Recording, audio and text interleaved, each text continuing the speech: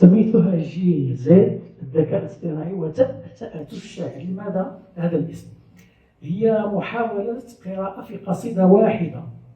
أنا سأكون سعيد لو تقرأها علينا بصوتك وأسجلها لأنني أشتغل عليها في محترفات أخرى، وهي قصيدة لهذا وتأتي عنوان غريب لشاعر فصيح جدا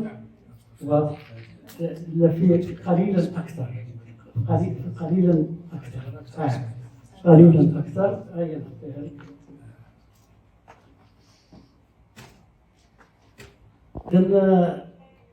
سجلوها نعرفك التسجيل كامل البداية النهاية. أنا قبل أن تقرأ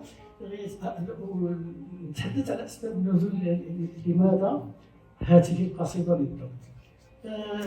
وأنا أتصفح لدي كل الأعمال في محمد بن طلحة تقريبا إلا هذا البرونز اللي باقي ما خديتوش، فكلها طبعا مثيرة للدهشة، ومثيرة للدهشة أين أكثر مع الجيل الصاعد.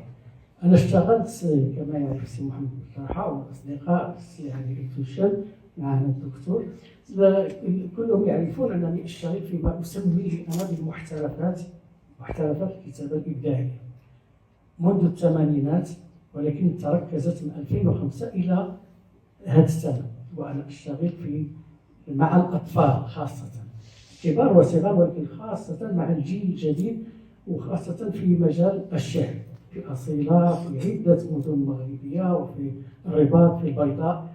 وكلما اشتغلت في محترف أحاول أن أدخل شيئا من الشعر، وليكن شعرا صعبا أسميه، وهو شعر السي محمد بن طلحة.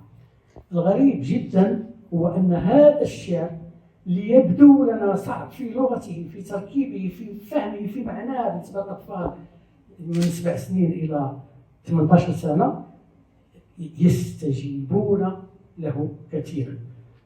في ديوان ليتني أعمى، وكنا في محمدية حين قمت بالمداخلة كذلك احتفاء بشاعرنا في كلية الأدب المحمدية تذكر، قلت له ليتني أعمى درسنا جزء من القصيد هو أثار الأطفال رقم 9، وهذيك ال9 بداو أنا أيضا حين يقول ورقم 9 وكتبها 9، ورقم 9 هو الذي فعل كل هذا أو جنى علينا هذا. لكن 9 أنا لم أفهم، وطبعا حين تعجزون أعطوا للأطفال حرية ليتخيلوا. بداو كيوصلوا إلى أن وصلوا، والقصيدة كتتحدث على مخاض القصيدة، على الولادة. فقال لي أحدهم هذه 9 راه هي الجنين في بطن الإنسان. عجيب جدا. سجلتها وستذكر في الكتاب الثاني من المحترفات الكتابية. فهل هي مسألة التي أعطتني كلما دعيت تمام. فإذا الأطفال يدهشونك في هذا. هذه القصيدة لماذا تأتي؟ هي ربما أصعب قصيدة للفهم بالنسبة للقارئ العادي سيقرأها علينا بعد قليل. قلت فلأغامر مع الأطفال في محترف كنت به في شهر 5 هذا الشهر بفائدة جمعية جميلة، وهي جمعية أصدقاء المرحوم عبد الإله بوعود، وهو فنان تشكيلي اشتغلت معه طيلة حياته إلى أن مات، وبقيت الجمعية في بيته كل سنة يدير 3 أو 4 أنشطة أنشطها.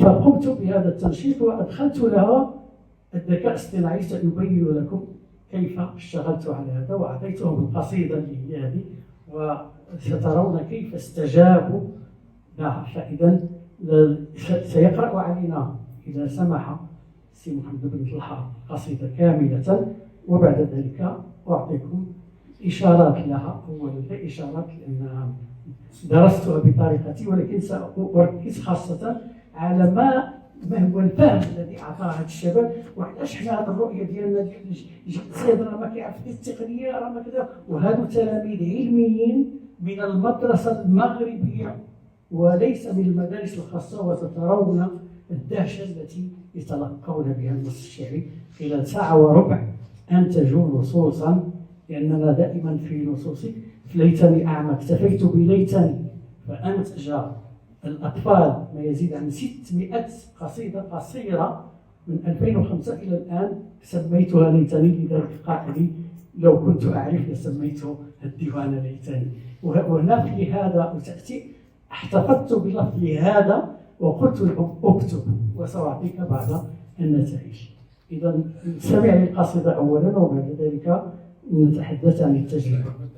لهذا لو تأتي الجبال والسفن حينما عطست ارتطم بعضها ببعض واختفت من الأفق، اختفت كلها، اختفت تماما.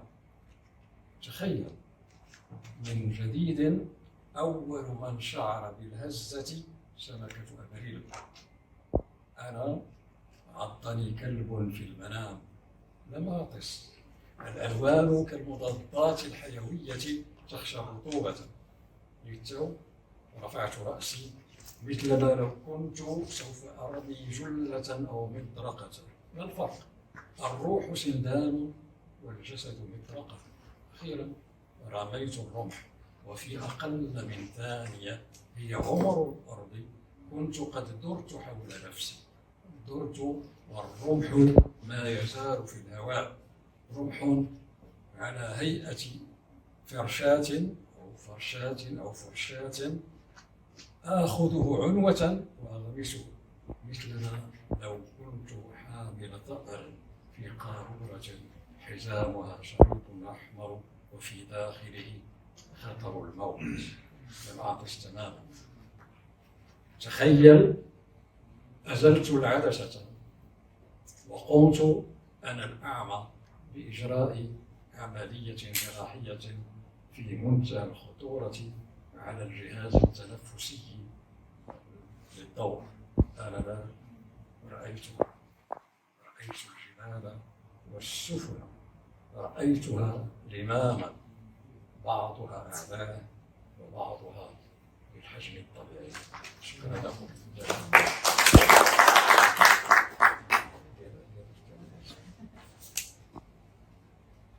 طيب، هذا هو النص الذي اشتغلت عليه لمدة ساعة و15 دقيقة مع 21 من الأطفال، أصغرهن 7 سنوات، وقرأت قصيدتها منتشرة في فيسبوك، والأكثرهن سنا وأصرت أن تشارك، كان عمرها 65 سنة. فكلهم شاركوا وكتبوا وأولوا وتمتعوا بعالم محمد بن طلحة الذي يعرفونه. أقرأ فقرة مما كتبت فقط لأقربكم من عالم السيد محمد بن طلحة. هل يجوز الحكم على معنى ما بكونه صحيحا؟ وهنا كل ما أقرأه الآن قد أجاب عنه في مداخلتي. ما هو المعنى الصحيح؟ ما هو المعنى الخاطئ في الشعر الجديد؟ نسميه الجديد. هل يستطيع الجيل الجديد أن يفهم ويتذوق القصيدة الحديثة في زمن الذكاء الاصطناعي؟ هل يعوض الذكاء الاصطناعي الذكاء البشري في كتابة القصيدة وإبداعها؟ يكتب الشاعر قصيدته لإمتاع الآخرين. هذا افتراض تقليدي معروف ومتداول منذ المدح والإنشاء والإنتاج في الشعر العربي القديم، إلا أنه مع القصيدة الحديثة أصبح متجاوزا. فلما يكتب الشاعر إذن؟ كنا نتساءل سابقا، وهنا تحدث السي محمد بن طلحة عن هذا، كنا نتساءل سابقا ما المعنى الذي تتضمنه قصيدة معينة؟ ماذا يريد الشاعر أن يقول؟ إذا احتفظنا بجدية هذه الأسئلة فسنكون في ورطة مع الشاعر محمد بن طلحة، ورطة مقصودة أساسها قلب الأدوار والتكسير والإدهاش والخلخلة، خلخلة الجائز. ولذلك فهي كتابة مستقبلية، لأنها عارية متخلصة من قيود الماضي والحاضر معا، لأنها تحسم مع كل المسبقات المرتبطة بالذاكرة ومع الحاضر المنقول بشكل مباشر للذهن.